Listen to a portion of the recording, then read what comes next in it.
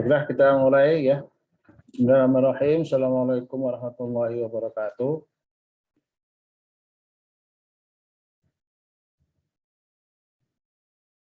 Waalaikumsalam warahmatullahi wabarakatuh. Waalaikumsalam warahmatullahi wabarakatuh. Ya, hari ini kita ada kuliah tambahan ya. Karena kuliah kita itu ketuanya masih kurang 3 kali pertemuan kalau kita tidak ada tambahan ya, karena kemarin kita pernah libur dan kena halangan. Jadi ini merupakan kuliah tambahan yang pertama ya. Nah, kemudian kuliah tambahan yang berikutnya nanti tetap jam 9 sekitar 9.45 ya, nanti kita akan tetap kuliah biasa dan ada ujian susulan dan UTS remedial ya. Jadi nanti yang nilainya yang saya umumkan itu kurang dari 70 dan yang kosong nilainya, baik yang sudah ikut UTS maupun enggak, yang nilainya kosong karena banyak masalah itu ya.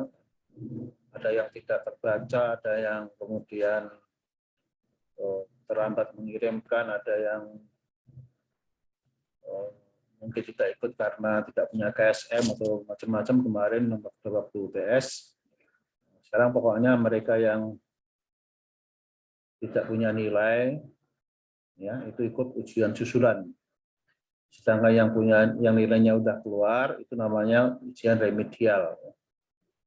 Nah, tapi yang ikut ujian remedial sebetulnya tidak harusnya namanya yang nilainya 70 ke bawah, tapi boleh juga yang nilainya 70 ke atas kalau ada ya. Yang di atas 70 ikut remedial, tapi nanti saya akan hitung sebagai kuis untuk memperbaiki nilai UAS ya. Jadi kalian boleh ikut yang nilainya di atas 70 juga, tapi statusnya nanti sebagai kuis. Ya. Jadi nanti kita akan adakan ujian itu. Nanti kita akan daftar siapa yang ikut kuis, siapa yang ikut remedial, dan siapa yang ikut susulan. Jadi nanti kalian akan mengisi daftar masing-masing. Nanti dikerjakan sesuai dengan petunjuk.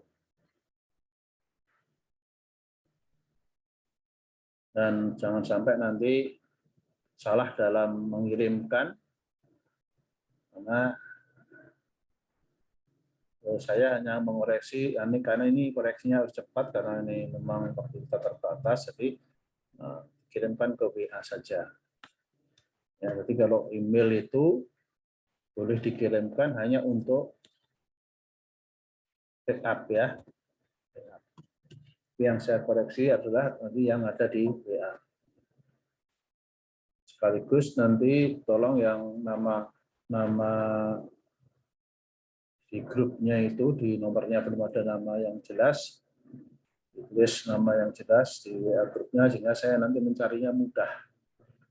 Yang mudah, karena kalau nggak ada namanya, ada nomornya saja, saya kan nggak hafal. Sedangkan saya ketika menilai itu misalkan daftar absen itu ada namanya ya.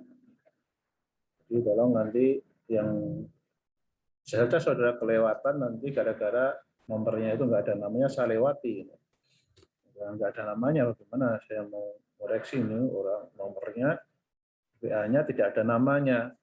Kan mahasiswa kita itu kan banyak, ada semester 4, ada berapa 4 kelas itu kan, ada saudara juga, ada semester 2, jadi kalau namanya nggak jelas itu jadi memusingkan saya ya, nyarinya terlalu lama, jadi sering saya lewati aja. Ya kalau nanti saya sempat saya cari lagi, tapi kalau nggak sempat ya sudah, resikonya nilainya kosong tadi. Nah, karena ini kita sekarang itu kuliah yang dengan model luar biasa ini, tolong aturan itu dijaga ketat. Seperti absen itu kan saya kalau sudah saya tentukan absen jam 8 sekian, jam Itu artinya batas akhir. Karena apa? Karena setelah itu nanti saya kirimkan ke BAK. Nah, sama BAK akan direkap, dimasukkan ke daftar absensi. Kalau saudara terlambat, sedangkan absen saya kirimkan, pasti nanti tidak akan masuk absennya itu. Jadi nanti kalian ya walaupun kelihatannya masuk terus, tapi kalau ada yang terlambat, fungsi absennya itu nggak akan dihitung sama BAK. Karena kan saya ngirimnya sudah saya kirim, nanti sedangkan yang kalau saudara nyusul itu berarti absennya dari saya. Yang dari saya nggak direkap BAK, saya tidak tanggung jawab masalah absensi, karena absensi itu yang menghitung BAK. Sesuai aturan itu absen itu harusnya di awal. Seperti itu. Jadi walaupun ini kuliah daring, jangan sembarang, jangan asal-asalan masuk jam berapa saja. Tetap kita akan mempunyai kaidah aturan main bahwa saudara harus masuk sesuai dengan jadwal yang ada. Dan kita sudah punya toleransi. Harusnya kan absen itu memang di awal-awal ya, di sebelum kita mulai kuliah ya. Jadi kita kasih toleransi kadang-kadang sampai setengah jam, sampai 45 menit dan sebagainya, itu toleransi. Jangan sampai nanti di luar itu ya. Saja ya. Kemudian saya akan bertanya kepada saudara, sekarang ini dalam minggu ini saudara yang waktu yang longgar itu hari apa? Yang kosong. Besok itu kan hari besok hari Rabu ya. Sekarang hari Selasa. Rabu pagi ada kuliah enggak?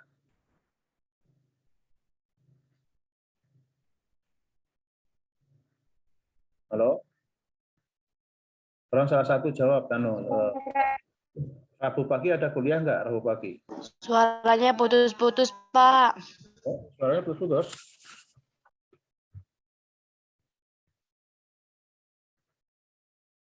Oh, berarti bentar.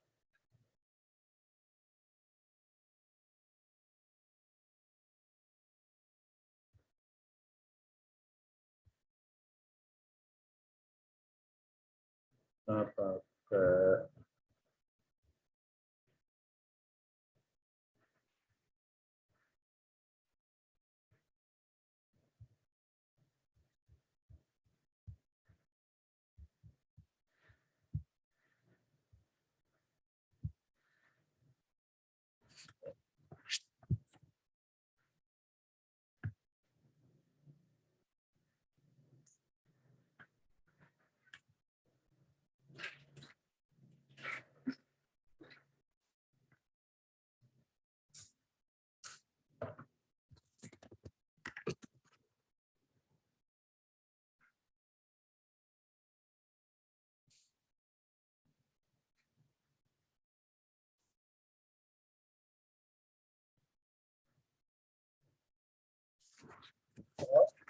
Oke, suara saya dengar?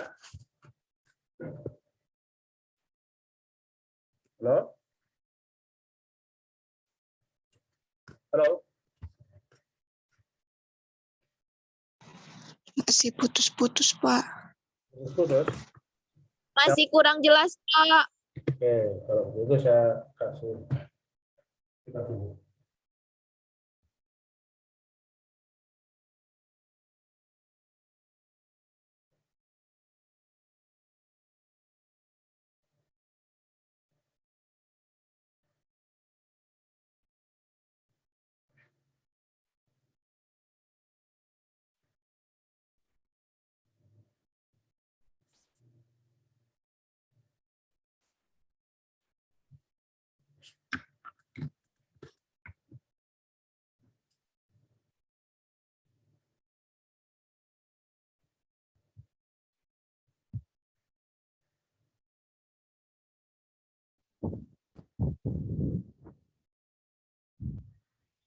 Oke ya, bagaimana suaranya?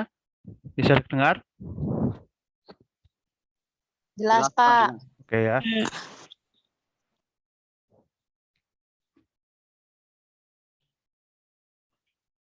Jadi saya mau tanya tuh ya, saya ulangi lagi nanti ya, kita nanti jam 9.45 sekitar itu ya, atau maaf sekitar jam 9.45 atau jam 10-an ya, nanti kita akan ada UTS susulan, remedial, dan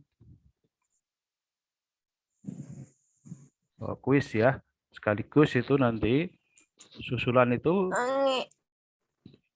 silahkan diikuti oleh mereka yang nilainya masih kosong. Karena apapun ya, mungkin karena mereka memang UTS belum ikut kemarin, atau yang sudah ikut tapi nilainya belum keluar karena sebab tertentu ya. Silahkan aja ikut UTS susulan. Kemudian yang nilainya kurang dari 70 ikut UTS remedial. Ya, ikut UTS remedial. Sedangkan yang nilainya 70 ke atas boleh ikut untuk kuis ya. Nah, kuis untuk memperbaiki nilai UAS nanti ya. Nah, jadi ada tiga daftar nanti yang saudara harus isi. Maksudnya saudara nanti ngisi sesuai dengan kepentingannya masing-masing. Kalau nanti yang UTS susulan berarti ngisi daftar yang UTS susulan. Sedangkan yang ngisi UAS susulan berarti ngisi yang remedial berarti yang remedial. Sedangkan yang kuis juga kuis. Nah, jadi nanti saya hanya akan mengirim soal kepada yang mendaftar saja. Ya. Nah, nanti daftarnya akan kita susulkan. Silahkan nanti diisi. Masing-masing yang mau ikut ingin mengisi daftar sesuai dengan kepentingannya ya. Ikut remedial, ikut susulan atau ikut kuis ya. Nah, dengan catatan tadi yang ikut remedial itu hanya yang sudah ada nilainya ya, yang di bawah 70. Sedangkan yang ikut susulan itu berarti yang belum punya nilai. Baik karena mereka nilainya masih kosong, belum saya koreksi, atau yang memang belum ikut UTS. Nah, yang belum ikut UTS nanti harus juga mengirimkan KSM, jangan lupa itu ya. Yang dulu belum itu, yang susulan, yang khusus yang susulan, yang susulan tapi yang belum pernah ikut UTS sebelumnya. Oke ya, jelas ya. Nah, nanti jangan lupa itu nanti kita kuliah berikutnya ini yang pada jam yang normal sekitar nanti ini kita katakan mulainya 9.45 ya. Nanti kita juga di 8.45 ya. Nanti kita mulainya juga mulai absen sekitar jam 9.45. Nanti kita mulai kirim-kirim soal mungkin sekitar jam 10-an. Jangan lupa nanti pada waktu ngisi absen itu juga sekaligus ngisi daftar yang saya kirimkan.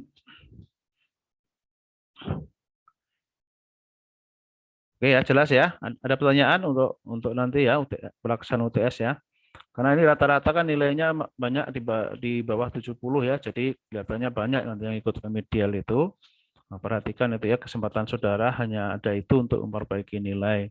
Karena berikutnya nanti sudah UAS ya. Dan tugas nanti juga akan dihitung dalam keaktifan ya kuliah. Nah, seperti nanti saudara ikut di Zoom ini nanti agak ada nilainya ya, masuknya kemana nilainya? Nilainya ke tugas. Kemarin juga saudara ikut diskusi dalam kuliah mandiri, itu masuknya kemana? Nanti yang ikut itu yang ikut itu dan pertanyaannya akan dinilai, atau jawabannya akan dinilai nanti untuk kepentingan nilai tugas. Yang nilai tugas itu juga 25% ya, jadi sama dengan UTS. Jadi kalau kehadiran itu jangan disepelekan ya, nanti karena kehadiran itu nanti bisa menolong juga ya. Oke, itu kemudian saya tanyakan tadi karena kita akan adakan kuliah tambahan ini sekarang seperti sekarang ini kita kan masih kurang 2 kali pertemuan lagi untuk kuliah tambahannya karena kita kuliah tuh tinggal minggu sekarang ini, maka kita akan cari waktu yang minggu sekarang ini. Nah, ini saya tanyakan nih. Kalian di hari besok Rebu ya, ini kan kita akan hari besok ya. Kalau yang hari sekarang ini nanti sudah ada kuliah lagi saya sore ya. Nah, hari Rebu besok pagi itu ada kuliah enggak kalian? Maaf Pak, suaranya masih putus-putus. Halo?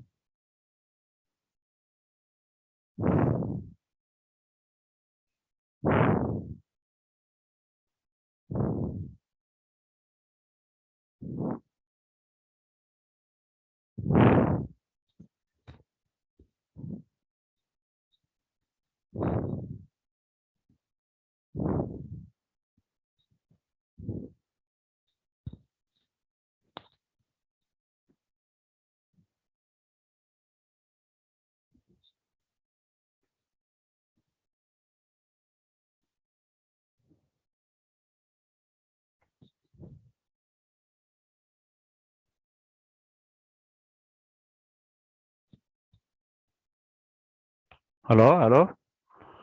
Buana, suara saya dengar? Dengar, Pak.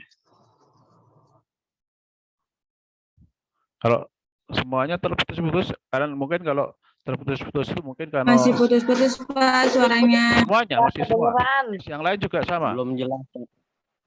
Iya, masih semuanya nggak kedengeran. Nggak kedengeran ya. Hmm. Tapi suara Kedengeran. kalian sih Putus-putus. jelas di tempat saya mah suaranya jelas itu. Hanya suara saya yang nggak jelas nih tadi. Suara Bapak kurang jelas. Makanya itu suara kalian kan ini terdengar jelas di saya ya. Tapi kok suara saya malah nggak terdengar gitu. Jelas tapi putus-putus, Pak. Mungkin masalah sinyal. Nah, mungkin sinyal, coba saya pindah ya. Saya pindah dulu.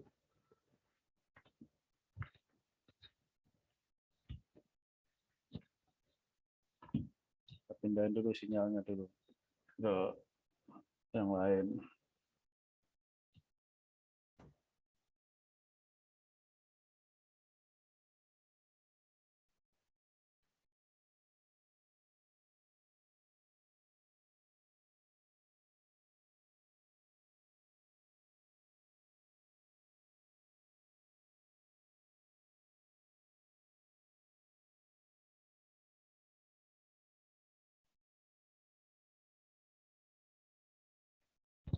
Halo? Gimana? Masih putus-putus suaranya? Enggak, Lumayan, Pak, jelas. Oke. Jelas, Pak.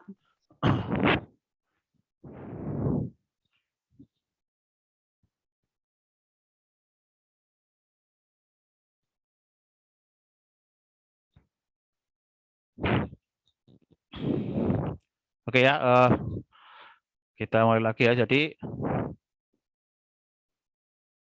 saya jelaskan lagi, nanti jangan lupa nanti yang jam kedua nanti kita jam berikutnya ya, seperti sekitar jam 9.45 nanti dalam kuliah jadwal yang biasa kita akan adakan ujian UTS susulan, UTS remedial ya. Nah, tes remedial itu diperuntukkan untuk yang remedial itu yang nilainya kurang dari 70 dan yang susulan yang belum punya nilai atau yang masih kosong. Jadi silakan dilihat pengumuman di WA itu kan nilainya sudah saya umumkan ya.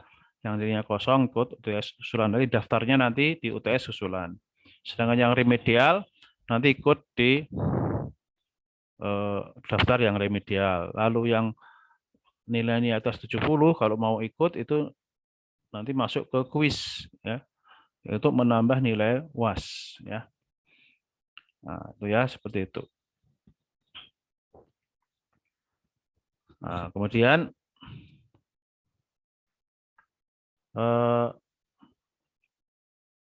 untuk mata kuliah tambahan yang berikutnya, saya akan menanyakan ke saudara mengenai waktu yang kosongnya ini, ya, supaya nanti kita bisa nambah 2 kali pertemuan lagi di minggu ini, karena kita minggu depan sudah UAS ya. Nah, kira-kira hari apa nanti? Sekarang saya tanya itu, besok hari Rabu bisa ada jam kosong nggak? Pagi sampai jam 12. Enggak ada, Pak. Halo? Enggak ada soalnya biasanya Zoom juga besok. Zoom, Pak. Ya, Zoom jam berapa? Zoom-nya? Sampai Ya. sebelum zuhur. Mulainya jam berapa biasanya Zoom-nya? Yang hari Rabu itu? 9.30. Siapa? Berapa? 9.30. 9.30. 9.30. Mata kuliah apa itu? Mata kuliah Jam apa? 12. Dasar manajemen bisnis Islam, Pak. Apa? Yang keras? Dasar Dasar manajemen bisnis Islam. manajemen. Oh, dasar manajemen. Oke. Sampai jam berapa? Sampai jam berapa? Sampai jam 12. Sampai jam 12. Terus jam 1 lagi nanti ada lagi. Pelajaran PAI. Ada pelajaran PAI, Pak. Oke. Nah, jadi kalau mulainya jam 9.30 saya bisa masuk nanti jam 8, berarti kayak sekarang ini ya. Untuk 1 kali pertemuan saja. ya jam 8 nanti seperti sekarang inilah waktu seperti sekarang ini ya ini kan jam tadi absennya mulai jam 8 kan.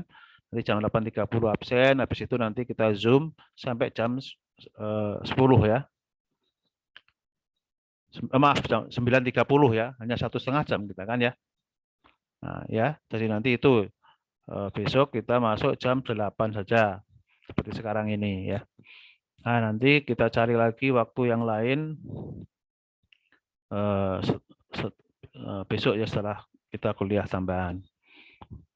Nah, jangan lupa ya nanti absen itu penting ya, absen itu penting karena absen itu nanti pertama mempengaruhi nilai absen juga. Yang kedua nanti yang absennya bagus biasanya nanti kalau nilainya UAS itu masih kurang, UAS itu kan tidak bisa diganggu gugat ya karena nilainya itu sudah dilaporkan oleh BAK ya, yang koreksi juga BAK nanti ya. Nah, jadi nanti bisa membantu nilai tugas. Ya. Nah, kalau nilai tugasnya bagus, dari Zoom-nya juga ikut sertanya baik, partisipasi waktu saudara diskusi tanya jawab itu ikut dengan nilai yang baik, itu tugasnya akan sangat membantu. Dan absen itu jangan suka terlambat, karena kalau terlambat nanti sudah saya kirimkan, takutnya nanti ketika yang absen itu setelah saya kirim, berarti nanti sama BAK tidak di absen ya, karena absennya terlambat ya. Jadi dulu ada yang protes kok saya masuk terus kok absennya kurang, nah itu berarti absennya terlambat gitu ya. Jadi kalau saya sudah minta absennya sampai jam 8.30 umpamanya seperti ya. Berarti ya setelah 8.30 nanti absen dikirim. Karena kan saya kan harus laporan terus nih kegiatan kuliah nih ya. Absensi materi itu akan dilaporkan terus. Ya itu yang perlu saya jelaskan. Jadi nanti besok kita kuliah lagi seperti hari ini jam 8 mulai absen nanti kan Zoom, kemudian sekitar jam 8.30-an gitu ya atau 8. Oke, hari ini kita akan membahas mengenai hukum surat berharga ya. Kalau kemarin kita sudah bahas mengenai bentuk-bentuk perusahaan, sekarang kita membahas mengenai hukum surat berharga ya. Nah, hukum surat berharga ini, surat berharga ya, surat berharga itu sebetulnya dalam hukum ekonomi itu bisa menggantikan fungsi uang ya. Nah, surat berharga itu fungsinya sebetulnya fungsi utamanya itu pertamanya adalah menggantikan fungsi uang. Nah, kemudian yang kedua, surat berharga ini juga nanti bisa berfungsi sebagai komoditi karena bisa diperjualbelikan. Nah, komoditi itu sesuatu yang bisa sebetulnya asalnya itu komoditi itu sesuatu yang digunakan untuk memenuhi kebutuhan manusia, yaitu mengenai apa? Kebutuhan mengenai modal ya. Nah, sehingga nanti istilahnya itu surat berharga itu bisa diperjualbelikan karena hubungannya dengan modal. Nah, arti yang namanya modal itu nanti adalah kepemilikan perusahaan ya. Nah, kepemilikan perusahaan itu bisa diperjualbelikan untuk perusahaan-perusahaan tertentu nanti kan. Nah, jadi biasanya nanti kepemilikan perusahaan ini diwujudkan dalam bentuk surat berharga. Nah, bisa juga nanti wujudnya dalam bentuk surat utang.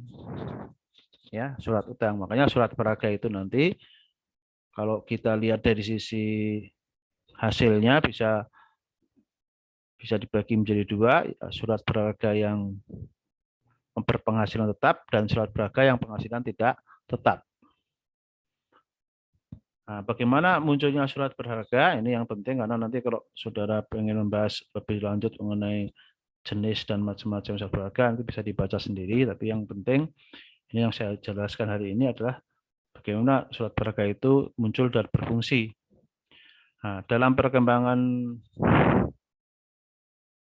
ekonomi kita sekarang ini sebetulnya uang kertas ya yang sudah pegang itu, yang sudah pakai sehari-hari itu sebetulnya adalah salah satu bentuk surat berharga. Nah, kenapa disebut surat berharga? Nah, coba aja surat pikir itu. Itu kan hanya kertas. Kenapa selembar kertas yang kecil itu bisa bernilai 100.000? Yang merah itu ya bisa saudara belikan 10 mangkok bakso namanya gitu ya.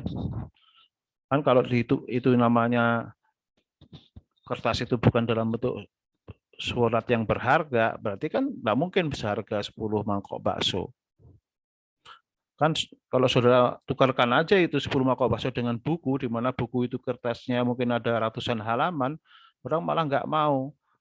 Tapi begitu ditukar dengan selembar kertas yang ada tulisannya di situ 100.000, ya, yang diketahui oleh orang Indonesia sebagai uang nilainya 100.000, tapi mau.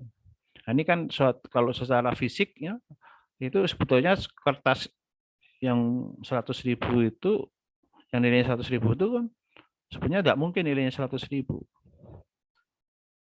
Nah, yang bernilai apa? Yang berharga itu. Nah, itulah yang akan kita bahas hari ini. Jadi bisa saja selembar kertas yang tidak berharga menjadi sangat berharga. Itulah maka disebut sebagai surat berharga. Harganya bukan karena kertasnya, tapi karena isinya dari kertas itu. Ya, nah, kalau uang yang sebenarnya itu sebetulnya adalah ya uang koin itu. Uang koin itu nilainya memang sama dengan yang tercantum di dalam koin itu. Makanya uang koin itu pakai logam. Nah, sehingga kalau uang koin itu seharga 500 rupiah atau 1.000 rupiah itu berarti logam itu memang kalau dijual ya laku 1.000 rupiah. Nah, dalam teori uang itu namanya, ini sebutnya uang koin itu ya uang intrinsik namanya ya. Uang intrinsik itu uang yang nilai materialnya sama dengan nilai yang tertera dalam uangnya itu. Sedangkan uang kertas itu disebut uang nominal karena nilai uangnya itu tidak sebanding dengan nilai bahannya. Nah, uang logam, uang emas, uang perak itu adalah masuk uang koin itu adalah uang yang sebenarnya, uang intrinsik.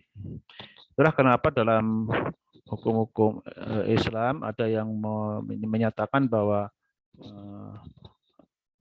penggunaan uang yang selain uang logam itu tidak benar ya, karena itu uang kertas itu semacam uang yang bukan uang sebetulnya kan.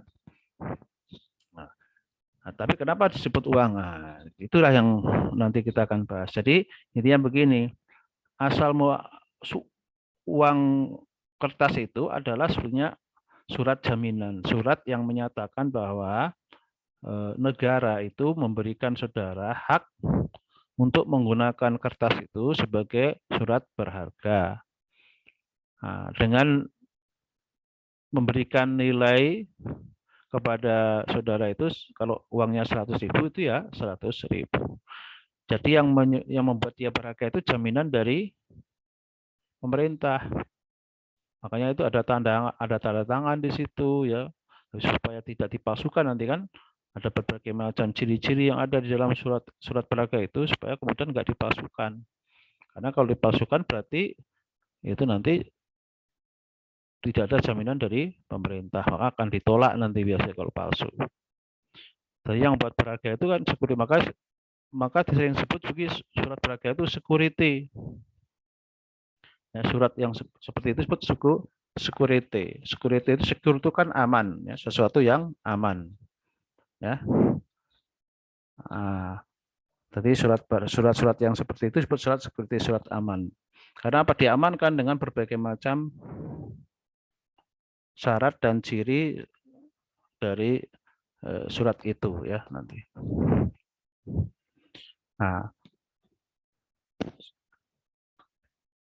kemudian yang fungsi berikutnya surat berharga itu bisa diperjualbelikan, bisa tukarkan artinya. Maka uang itu juga bisa ditukarkan kan, saudara bisa tukar uang itu dengan uang receh, uang kertas ya kan, ditukarkan dengan uang kertas yang lain, ditukarkan dengan barang dan sebagainya. Artinya surat berharga itu ya bisa digunakan untuk jual beli atau diperjualbelikan. Dijual dengan nilai dolar, dengan uang dolar juga bisa ditukarkan. Itu kan ditukarkan itu artinya diperjualbelikan dalam bahasa hukum ya. Nah, selain uang, nanti saudara bisa menjumpai surat berharga itu seperti surat utang ya. Surat utang. Ketika dua orang jual beli lalu tidak bisa membayar dengan cash atau memang diperbolehkan membayar untuk ditunda, maka sebagai surat bukti biasanya nanti orang yang pembelinya tadi mengeluarkan semacam janji ya atau promise gitu ya untuk membayar pada waktu tertentu. Maka sering juga suratnya disebut promise atau surat utang, surat pengakuan utang. Jadi dalam surat itu dinyatakan saya mempunyai utang kepada kamu untuk membayar dan sanggup membayar pada tanggal sekian bulan sekian dengan jumlah sekian. Nah, pengakuan ini nanti diserahkan kepada penjual. Nah, penjual dipegang nanti untuk nagih. Ya, kita. Nah, kenapa kok disebut surat berharga? Karena itu di situ surat itu selembar kertas itu ada